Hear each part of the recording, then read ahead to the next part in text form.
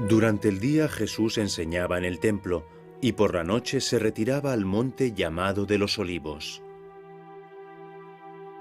Apenas cruzada la puerta oriental de Jerusalén, atravesado el Cedrón y en la ladera del Monte de los Olivos, se encontraba un huerto rodeado por un muro, tal vez de propiedad de uno de los discípulos. En su interior, un lagar daba el nombre a la propiedad, Getsemaní, el trujal de aceite. Aquí, en el silencio de un huerto de olivos, en una gruta destinada al trabajo agrícola, Jesús solía retirarse en sus últimos días en Jerusalén. Aquí, en la incomprensión de los discípulos, transcurrió su última y trágica noche antes de la muerte.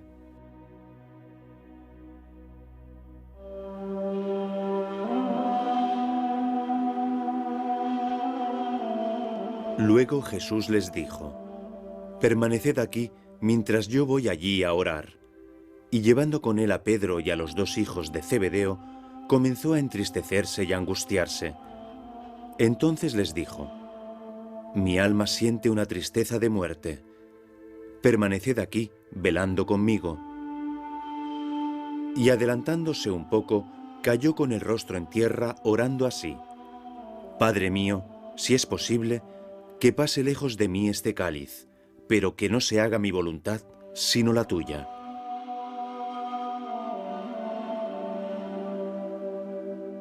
Las frecuentes visitas por parte de las primeras generaciones de seguidores de Cristo contribuyeron a fijar la memoria del lugar donde luego se erigió un edificio sagrado mencionado por Egeria en su diario de viaje. Describiendo la liturgia nocturna entre el jueves y el viernes santo, escribía: Así entonces, cuando los gallos comienzan a cantar, se desciende del Imbomón, desde la cima del Monte de los Olivos, cantando himnos, y se llega al mismo lugar donde oró nuestro Señor, como está escrito en el Evangelio, y se alejó como un tiro de piedra y oró. En ese lugar hay una iglesia elegante. En el lugar donde estaba la iglesia bizantina, la Ecclesia Elegans, recordada por la peregrina Egeria, se alza en la actualidad una nueva basílica, construida a comienzos del siglo pasado, en los años 20. Fueron los trabajos de construcción de esta basílica sobre los restos de la anterior de la época cruzada y casi en el mismo emplazamiento los que llevaron al inesperado redescubrimiento de las antiguas ruinas. La moderna Basílica de las 12 Cúpulas se denomina Iglesia de las Naciones porque 16 países participaron en su construcción. El mosaico sobre el tímpano recibe al peregrino con la representación de Cristo en el acto de ofrecer al Padre sus propios sufrimientos y los de la humanidad. En el interior, 6 columnas sostienen las 12 cúpulas. La luz que filtran las ventanas de alabastro en tonos de azul, lila y violeta hace recordar las angustiosas horas de la agonía, disponiéndonos al silencio, al recogimiento y a la contemplación. En el centro de esta basílica, en recuerdo de la agonía que en ella tuvo lugar, se halla la piedra, una roca que ha sido constantemente citada por los peregrinos, también en periodo medieval. La antigua iglesia estaba construida sobre esta piedra, de la agonía y la traición. Ahora, una parte de esta piedra está cubierta por la nueva basílica y la otra la encontramos más al sur, debajo de los muros y fuera de la basílica. Después volvió junto a sus discípulos y los encontró durmiendo. Jesús dijo a Pedro: ¿Es posible que no hayáis podido velar una hora conmigo? Velad y orad para que no caigáis en la tentación, porque el espíritu está pronto, pero la carne es débil. Se alejó por segunda vez y suplicó: Padre mío, si no puede pasar este cáliz sin que yo lo beba, que se haga tu voluntad. Al regresar, los encontró otra vez durmiendo, porque sus ojos se cerraban de sueño. Nuevamente se alejó de ellos y oró por tercera vez, repitiendo las mismas palabras.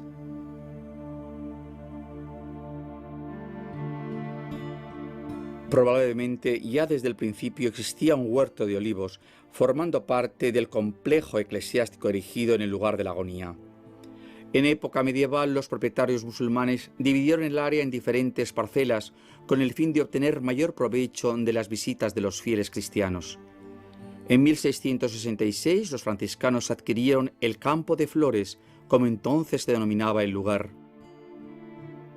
Hoy el recorrido que conduce a la basílica permite a los peregrinos caminar entre 8 olivos centenarios que ayudan a imaginar cómo se presentaba el lugar en tiempos de Jesús.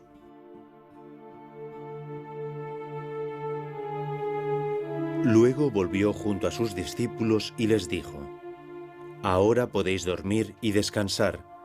Ha llegado la hora en que el Hijo del Hombre va a ser entregado en manos de los pecadores. Levantaos, vamos, ya se acerca el que me va a traicionar. En la dramática noche de pasión, Jesús fue con Pedro, Santiago y Juan a encontrar a los otros apóstoles en la gruta donde los había dejado, y desde aquí, en la inminencia angustiosa del fin próximo, fue al encuentro de Judas, que lo vendería con un beso, mientras lo rodeaban los soldados del Sanedrín. La gruta del Getsemaní mide aproximadamente 19 metros por 10. Numerosos graffiti en diversas lenguas y de diferentes épocas, dejados por los peregrinos en los revoques inferiores sobre las paredes y el techo, son testimonio de un culto casi ininterrumpido. Durante la necesaria restauración tras una inundación en 1955, el padre Virgilio Corvo tuvo la oportunidad de estudiar la gruta, sacando a la luz la estructura primitiva de la época de Jesús, con la entrada que se abría al norte, los restos del lagar y de la cisterna que recogía las aguas que bajaban del techo. Una intervención más reciente ha extraído los refinados frescos con los que los cruzados en el siglo XII adornaron la gruta, custodiada por los franciscanos desde 1392.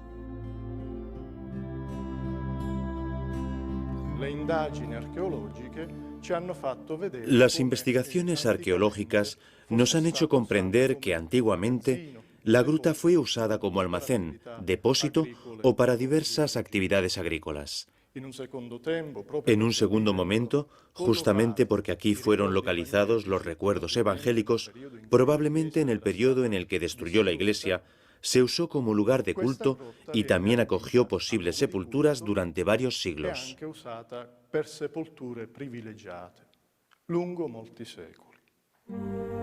La peregrinación al Getsemaní nos hace contemporáneos y presentes en el misterio salvador de este lugar santo. La fe nos hace participar. Cuando se viene al Getsemaní no es necesario elaborar un programa. Lo ha hecho Él con estas palabras: quedaos aquí, velando conmigo. Restate qui e vegliate con me.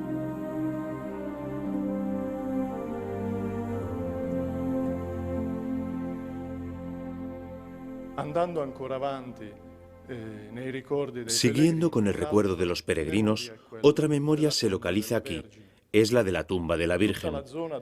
Toda la zona del torrente Cedrón y del Getsemaní, además de contar con grutas como esta reservadas a actividades agrícolas, albergaba muchas tumbas.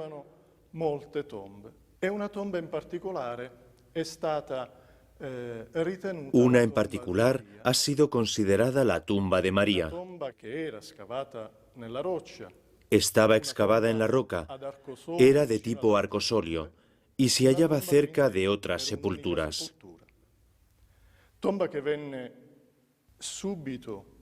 Se trata de una tumba destinada a un único enterramiento.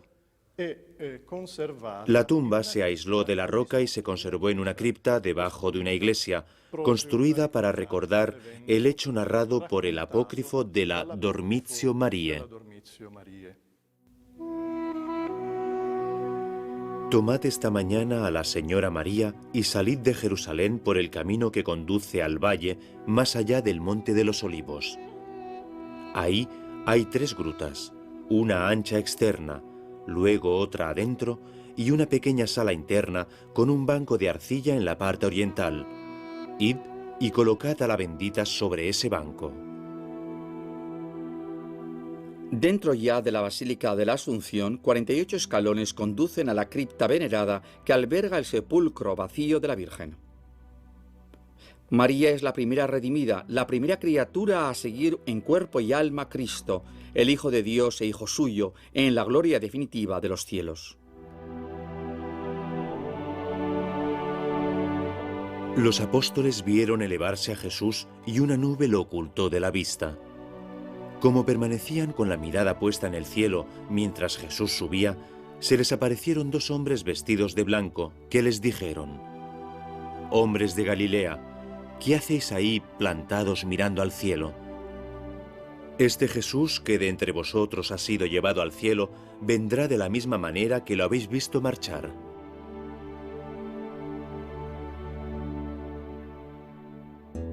El Imbomón, esto es la cima del Monte de los Olivos, a 808 metros de altura, está consagrado por la tradición cristiana y musulmana a la memoria de la ascensión de Cristo al cielo después de su resurrección.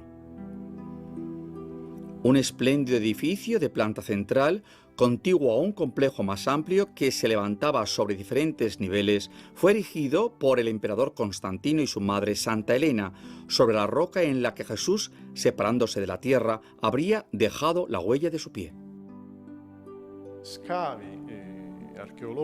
Excavaciones arqueológicas dirigidas por el padre Virgilio Corvo han alcanzado los restos del antiguo santuario, los restos de lo que debía ser el antiguo santuario de forma circular, probablemente un mausoleo de carácter monumental como recuerdo del hecho evangélico. El recinto y la edícula octogonales que hoy se visitan son de origen cruzado. En el siglo XII se recuperó el lugar del mausoleo antiguo, cerca del cual ya se habían erigido dos monasterios fortificados, uno masculino y uno femenino, fundados ambos por Santa Melania la Joven. El arquitecto cruzado proyectó una edícula con arcos sostenidos por unas esbeltas columnas y capiteles que estaba elocuentemente abierta hacia el cielo. Pero cuando el lugar pasó a ser de propiedad musulmana, se convirtió en mezquita y ésta quedó cubierta por una cúpula. En la sobria simplicidad del lugar es hermoso volver a escuchar las últimas palabras de Jesús que transmite el Evangelio. Me ha sido dado todo poder en el cielo y en la tierra. Id, pues, y haced discípulos míos a todas las gentes. Y yo estoy con vosotros todos los días hasta el fin del mundo.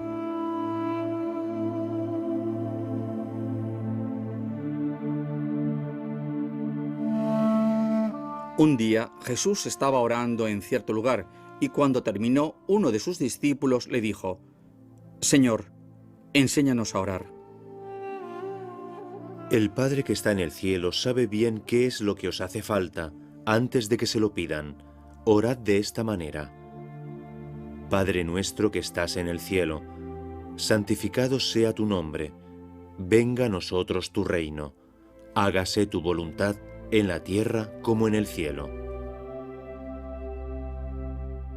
Otra gruta mística llamada de la enseñanza de Jesús a los apóstoles se convirtió en el punto central de la basílica de 3 naves que se construyó aquí por deseo de Constantino en el siglo IV.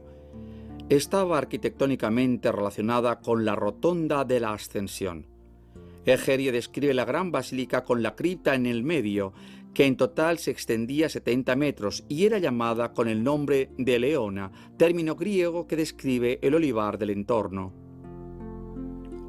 Hoy la gruta recuerda la enseñanza de la plegaria filial con la que Jesús, muy probablemente en arameo, invitaba a los discípulos a dirigirse al Padre suyo y Padre nuestro.